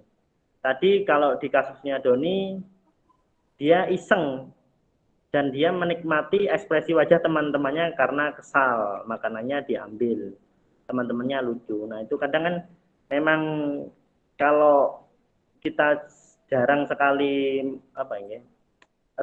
relax gitu loh dalam pelajaran itu kan kadang kita terlalu serius gitu. Kalau belajarnya terlalu kayak gitu ya anak-anak pasti stres gitu. mereka butuh kesenangan. Bahkan salah satu tokoh permainan itu juga bisa kok diadopsi untuk belajar dengan berbagai hal permainan. Kita pun di usia seperti ini juga masih butuh permainan kadang untuk merelaksasi otak kita gitu loh. Apalagi anak-anak yang masih seperti itu.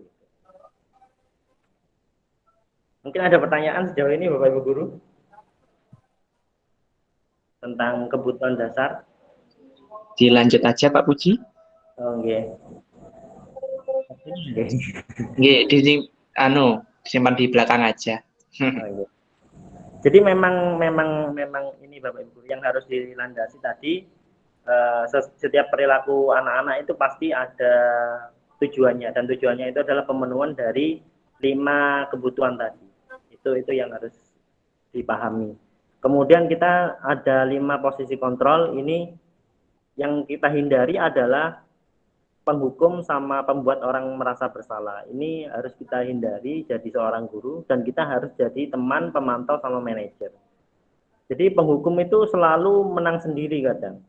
Terus kata-katanya itu membentak, menyalahkan orang lain, seperti itu. Kalau pembuat orang salah itu biasanya kata-katanya halus, merendah diri, kemudian tapi membuat orang yang salah itu malah semakin merasa bersalah gitu. Itu membuat orang yang merasa bersalah. Nah, ini yang harus kita hindari. Apa yang harus kita lakukan itu adalah teman, pemantau, sama manajer. Kalau teman itu kita memposisikan diri kayak seperti temannya. Tapi ini ada kelemahan dan kelebihannya juga. Lemahnya nanti dia tidak mandiri dan tergantung terhadap satu orang guru yang dianggap dia menjadi temannya, dan dia nggak akan peduli dengan guru lain kalau ngomong apa. Jadi dia percayanya di guru A misalkan, ya dia ke situ dulu, kalau ke guru lain enggak. Nah, ini lemahnya di posisi teman. Kalau di posisi pemantau itu titik temunya adalah di peraturan. Jadi dikembalikan lagi ke peraturan. Apa peraturannya? Kalau yang manajer itu levelnya lebih naik lagi, yaitu apa yang diyakini. Karena tadi sudah kita bahas bersama, keyakinan itu lebih penting dipahamkan ke anak-anak untuk mengidentifikasi peraturannya itu. Jadi levelnya lebih paham, lebih tinggi lagi. Jadi saya mengharapkan juga Bapak Ibu guru di SMA Baitul nanti tidak ada yang jadi tipe penghukum atau pembuat orang merasa bersalah, tapi lebih ke teman, pemantau, sama manajer. Ini nanti bisa kita diskusikan lagi. Nah, ini apa yang tersampaikan dari sebuah pesan. Ada kata-kata 10%, nada suara itu 35%, bahasa tubuh 50%. Jadi waktu kita menyampaikan sesuatu memang nada suara dan bahasa tubuh itu berperan besar untuk penyampaian sebuah pesan ke anak-anak. Ini contohnya apa yang kamu mau. Nah, dari kata ini kan kita bisa melihat kalau misalkan jadi tipe penghukum, nadanya pasti tinggi. Pak Rio bisa menyatakan tipe penghukum untuk kata ini? Mic-nya Pak Rio. Kok saya lagi? Apa yang kamu mau? Nah, itu kan nadanya tinggi ya Pak Guru. Itu biasanya tipe penghukum. Tapi kalau tipe teman sama tipe pemantau, gimana nadanya Pak Rio? Apa yang kamu mau, Lex? Nah, seperti itu Pak Guru. Jadi memang si suara itu sangat berpengaruh juga terhadap posisi yang kita pilih. Kayak ini, apa yang sedang kamu kerjakan, atau kerjakan apa sih gitu. Kamu sedang ngapain? Nah, itu beda, pemahamannya beda kan. Kapan ini bisa selesai? Kok nggak selesai? Nah, gitu. Itu tipe penghukum. Tapi kalau tipe-tipe teman atau pemantau, waktunya sudah jam berapa? Sudah selesai atau belum? Nah, kalau restitusi itu menciptakan kondisi murid untuk memperbaiki kesalahan sehingga mereka bisa kembali ke kelompok mereka dengan karakter yang lebih kuat. Jadi memang kalau restitusi itu pendekatannya personal gitu Bapak Ibu guru. Jadi memang butuh pendekatan personal untuk merubah keyakinan-keyakinan yang telah mereka yakini selama ini. perubahan paradigma itu, karena merubah karakter itu memang harus dimulai dari perubahan paradigmanya itu. Ini 9 ciri restitusi. Kalau restitusi itu bukan untuk, jadi tindakan yang dilakukan itu bukan menebus kesalahan. Kayak seperti hukuman tadi kan, misalkan nggak ngerjakan PR terus suruh bersih-bersih, nah itu kan menebus kesalahannya dia. Tapi kalau restitusi nggak seperti itu. Mereka dituntun untuk belajar dari kesalahan. Jadi kalau sampean kayak gini nanti ke depan seperti apa, itu sepertinya Bapak Ibu guru juga sering menerapkan seperti itu. Cuma istilahnya saja yang baru. Terus kemudian memperbaiki hubungan juga.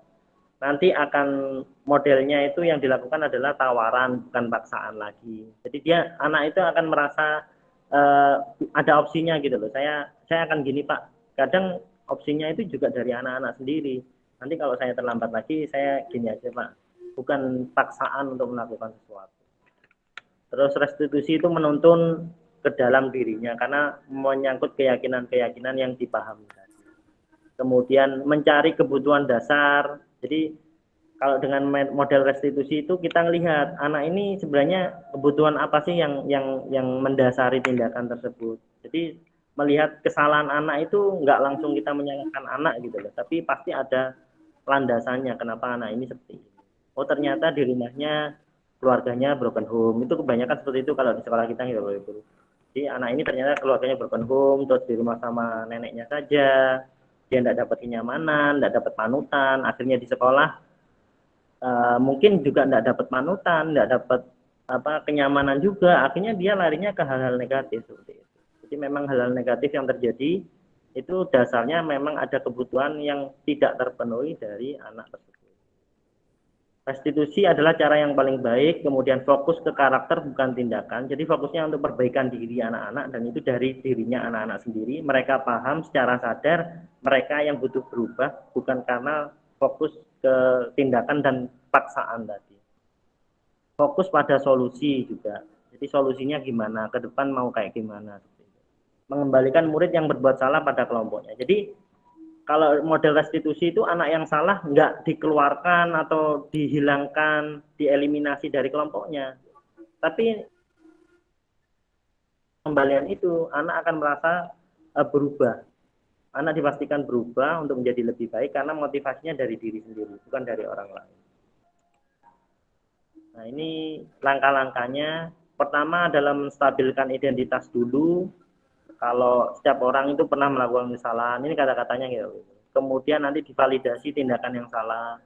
Alasannya apa kalau melakukan seperti itu? Nah, itu caranya seperti itu. Yang kemudian yang tiga, keyakinan apa yang disepakati? Boleh apa enggak seperti ini? Ini cara untuk melakukan segitiga restitusi. Ini untuk menstabilkan identitas. Jadi anak tetap menjadi positif terhadap dirinya, nggak merasa bersalah. Jadi distabilkan dulu, kemudian memvalidasi tindakan yang salah. Ini berhubungan dengan pemenuhan kebutuhan tadi, karena setiap manusia memang memiliki 5 kebutuhan dasar yang harus terpenuhi, dan itu yang melandasi seluruh tindakan yang terjadi. Kemudian yang terakhir adalah menanyakan keyakinan. Jadi keyakinan kelas tadi itu memang perlu dipahami anak-anak di sekolah. Mungkin itu saja dari saya. Jika ada pertanyaan, monggo kita diskusikan. Ada pertanyaan apa buatan dari Bapak Ibu guru? Monggo waktunya.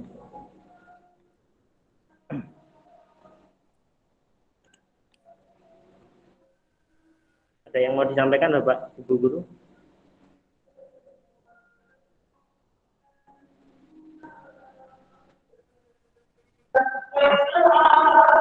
Pak Bubis, saya mau tanya apa tadi?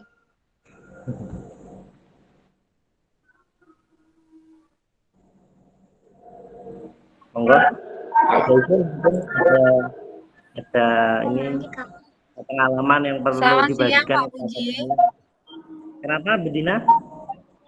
Ya, saya mau tanya Pak terkait reward tadi ya.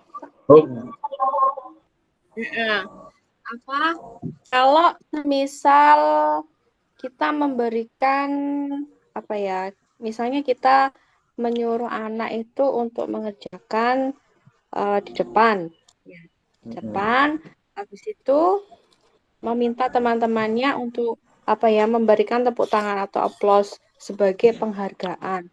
Itu kalau seperti itu termasuk reward apa bagaimana itu, Pak? Ya, kalau seperti itu ya reward dia karena sudah berhasil untuk menyelesaikan tugasnya seperti ini.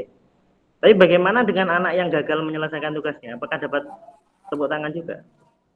Iya, kalau saya tetap seperti itu, Pak, karena itu menurut saya dia karena sudah berani maju di depan, sudah Itu. berani maju di depan kelas meskipun dia jawabannya kurang tepat. Itu bagaimana, Pak? Apakah iya ya, saya bingung dengan reward itu loh, Pak. Karena kan ada sisi positif dan negatifnya juga pasti gitu loh. Betul. Tapi kalau seperti itu apakah nantinya akan ada siswa lain yang akan tersakiti kalau hanya rewardnya seperti itu? Maksud saya kan kalau tadi yang dicontohkan dari Pak Puji tadi kan diberikan kayak ranking, terus diberikan suatu penghargaan apa, seperti itu kan Pak ya. Kalau reward yang seperti ini kan apakah juga nantinya berimbas negatif juga gitu maksud saya gitu. Gimana Pak? Ya, tadi kan Bu Dina menyampaikan baik yang jawabannya benar maupun yang jawabannya salah tetap dikasih aplaus nggih. Betul. Nggih. Nah, betul. Kalau menurut saya itu bagus, tidak apa-apa, karena nggak ada pembedaan kan antara yang sukses sama yang kurang berhasil dalam menyelesaikan tugasnya, itu tetap sama-sama dapat rewardnya tadi. Jadi yang saya bicarakan tadi reward yang bukan seperti itu, Bu. Yang kayak kita ngasih, misalkan yang juara 1 dapat 100.000, yang juara 2 dapat 20.000. Nah, itu padahal nilainya terpautnya cuma 2 misalkan. Nah, itu yang menjadikan reward itu tidak efektifnya di situ. Tapi kalau dengan apresiasi, tadi kan lebih ke mengapresiasi anak yang berani maju sebenarnya, nggih. Kalau menurut saya itu enggak. Jadi fokusnya bukan ke rewardnya anak itu, tapi lebih mengapresiasi anak-anak untuk maju di depannya itu. Itu bagi saya. Monggo, yang lain kayaknya banyak pertanyaan. Assalamualaikum warahmatullahi wabarakatuh, Pak Puji. Assalamualaikum warahmatullahi wabarakatuh. Selamat sore semuanya. Nah, iya masih di reward Pak Puji ya. Nah, kalau seumpama ada anak-anak yang meminta pengen tahu, Mas. Kebetulan kemarin saya juga mendengar, Bu, Pak, saya jadi ranking berapa? Kok nggak dikasih tahu? Nah, itu gimana, Pak? Ya. Kita kasih tahu atau tidak? Kalau kita ngasih tahu salah apa enggak? Itu. Ya. Jadi anak-anak kok sampai kayak gitu ya karena budaya kita selama ini selalu mengumumkan gitu. Selama ini kan kita selalu mengumumkan juara 1 ini, juara 2 ini, juara 3 ini. Tapi ketika kita nggak umumkan, itu anak-anak akan ngerasa apa sih juaranya? Nah, ada ini ya, ada kebutuhan untuk mencari siapa yang terbaik. Jadi jiwa kompetisinya itu yang meningkat. Itu dirasa kurang baik kalau untuk kehidupan. Itu lebih baik sebenarnya lebih berkolaborasi. Kita kan kadang jarang anak-anak untuk tapi meningkatkan ke kompetisi itu yang sering malah. Mungkin dengan pemberian reward kayak gitu itu membuat anak-anak itu saling berkompetisi di dalam kelas. Dan itu bagi sebagian orang memang nggak apa-apa kan untuk daya saingnya dia. Tapi kalau menurut saya pribadi, pemberian ranking itu, kalau saya pribadi, nggih Bapak Ibu Guru, mungkin nanti ada tanggapan, itu kurang tepat. Di ranking kelas itu kurang tepat. Karena yang kita selalu jadi patokan itu hanya KI 3-nya saja, pengetahuannya saja. Kita nggak pernah ngasih reward loh, yang keterampilannya bagus, yang sikapnya bagus, yang agamanya bagus. Itu padahal KI 1, 2, 3, dan 4 itu kedudukannya setara. Kenapa nggak kita kasih reward semuanya? Atau kita cari yang terbaik dari keempat KI itu kita jadikan satu. Selama ini kan kita fokusnya ke pengetahuan saja. Apakah nanti kita hidup juga fokusnya ke hanya kognitif saja? Padahal kan kalau kita lihat sikap itu lebih apa ya? Lebih prioritas daripada hanya kognitif kan? Bagi anak-anak yang sering ke masjid, pernahkah kita apresiasi? Pernahkah kita kasih reward? Bagi anak-anak yang sikapnya baik di dalam kelas, sopan santunnya baik, kita kan masih fokusnya ke ranahnya KI 3 saja, ke kognitifnya saja. Itu kalau menurut saya. Jadi kalau misalkan mau ngasih reward, itu pun juga harus adil. Kalau rewardnya hanya di KI 3-nya saja, itu bagi saya kurang adil. Karena kayak akil ya, kita paham sekali akil itu anaknya kalau di agama ya gini gitu. Tapi kan kita jarang ngasih reward ke akil gitu. Padahal apa bedanya KI 1 sama KI 3? Wong kedudukannya juga setara. Itu bagi saya. Mungkin ada tanggapan dari Bapak Ibu guru lain terkait pemberian reward selama ini di sekolah kita. Akhirnya memang fokusnya anak-anak larinya siapa yang juara satu. Itu kadang anak-anak nyari seperti itu, pengen dapat pengakuan, apa sih yang juara siji, terus kemudian kalau kita terbukti nggak, yang kemarin waktu pandemi nggak ada reward dana pendidikan itu, kok nggak ada ininya sih Pak, nggak ada apa itu uangnya lah itu dampak yang terjadi karena kita selama ini ngasih reward, itu dampak yang terjadi. Bagaimana Pak Rio?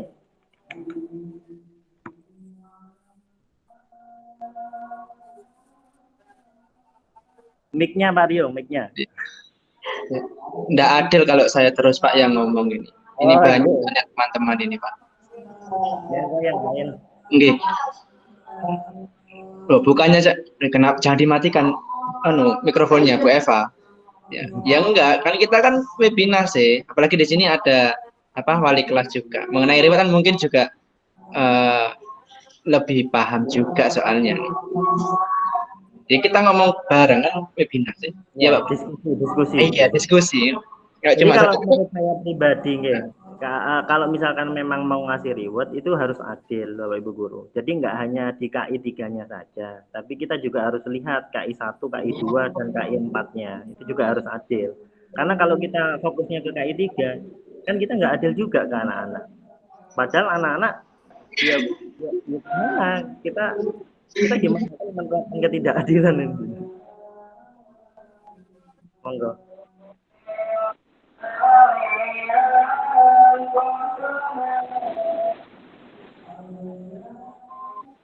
Bu Nafida, ada saran?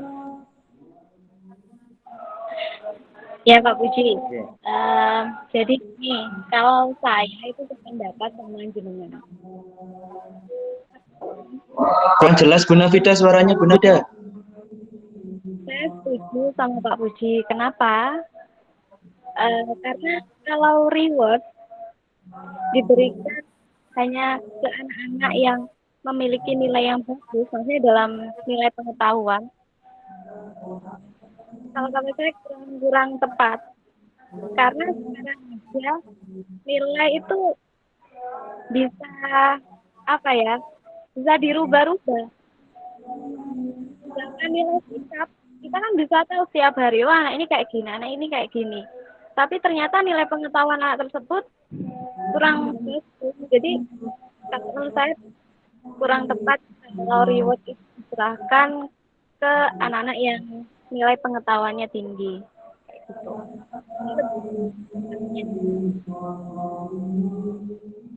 Oke. Sudah Bu Nafida? Sudah Pak. Oke. Ya. Tadi secara garis besar Bu Nafida juga beranggapan kalau itu ada rasa ketidakadilan karena yang kita lihat selama ini masih ke KI 3-nya saja Bapak Ibu guru. Jadi hanya pengetahuannya saja. Dan kalau kita lihat sebenarnya nilai pengetahuan itu dari anak-anak, ya itu kan bukan nilai asli juga gitu loh. Nilainya bukan nilai murni juga. Bahkan ada yang up-up-nya itu karena adanya KKM seperti itu. Itu menurut saya dan Bu Nafida.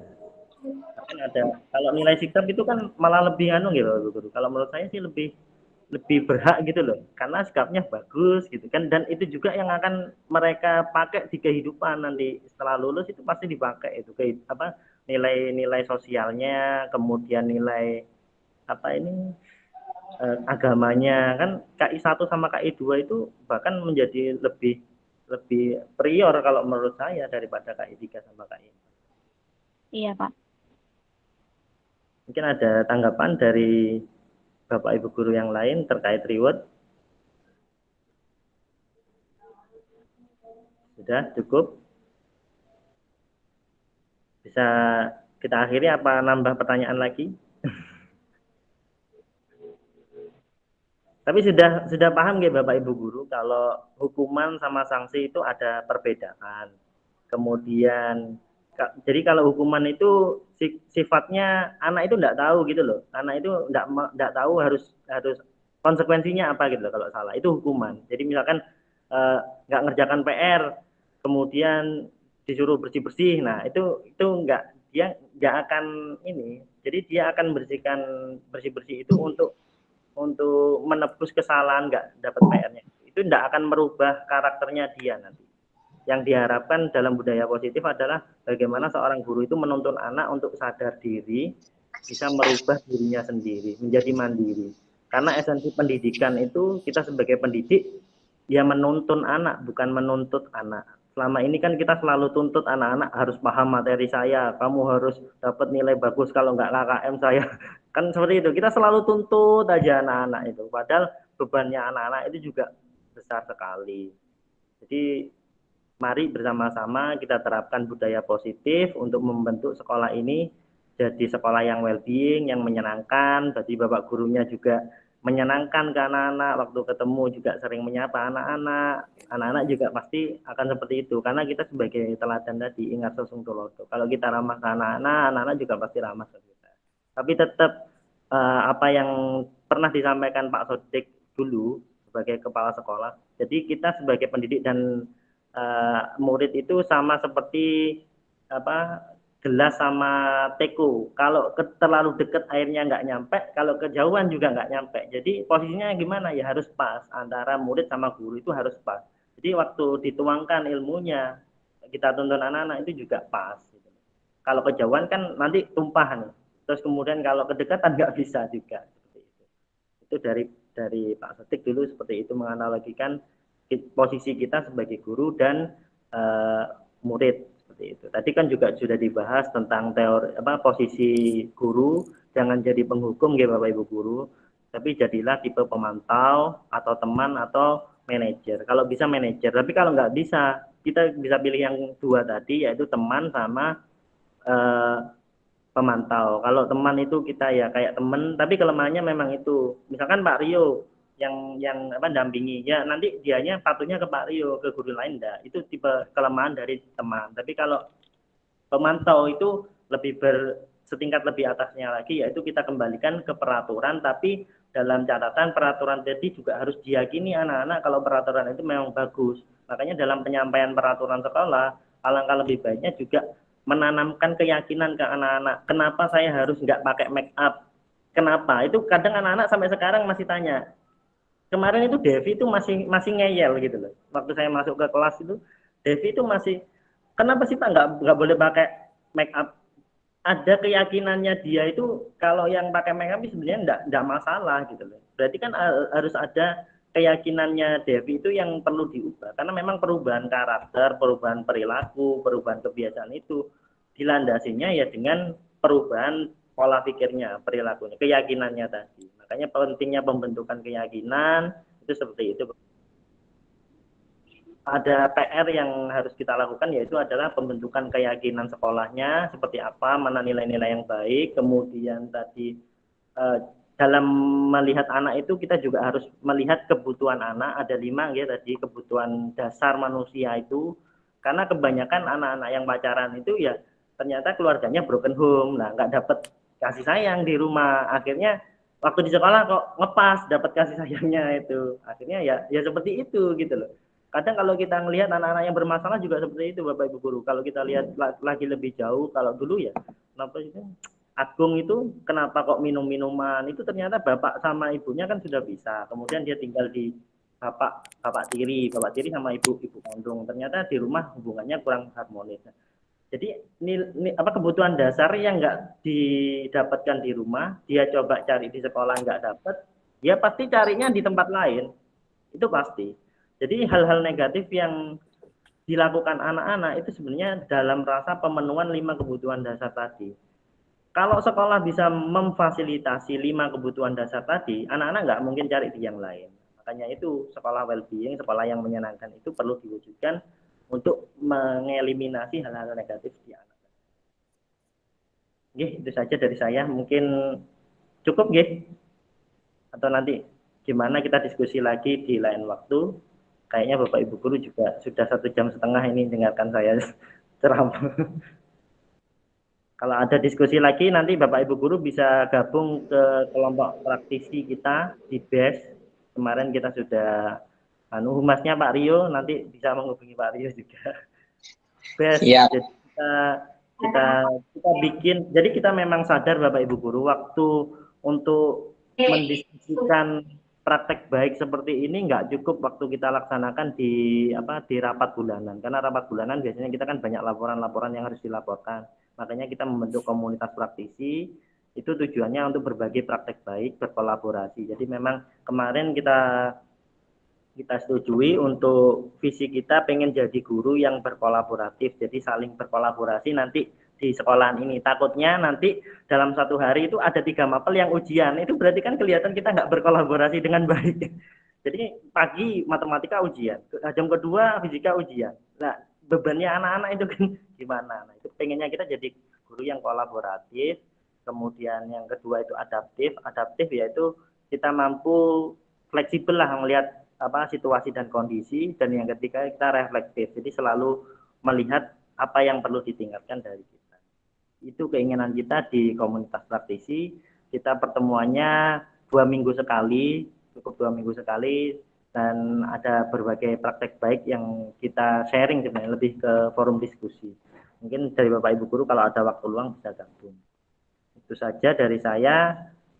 Terima kasih atas kehadiran dan keikutsertaannya dalam webinar kali ini tentang pengimbasan budaya positif di sekolah. Semoga SMA Baitul Arqam menjadi sekolah yang well-being dan menyenangkan bagi anak-anak. Amin. Ya, terima kasih Bapak Ibu Guru. Kita akhiri dengan bacaan hamdalah bersama-sama. Alhamdulillah rabbil alamin. Terima kasih. Kalau napa link absensinya sudah saya share tadi, atau perlu saya share di grup juga, di grup WA juga nggih? Di grup aja Pak Puji. Oke, terima kasih. Dinda. Bapak Ibu Guru, jika mau live dipersilahkan. Terima kasih atas waktunya. Assalamualaikum warahmatullahi wabarakatuh. Waalaikumsalam warahmatullahi wabarakatuh.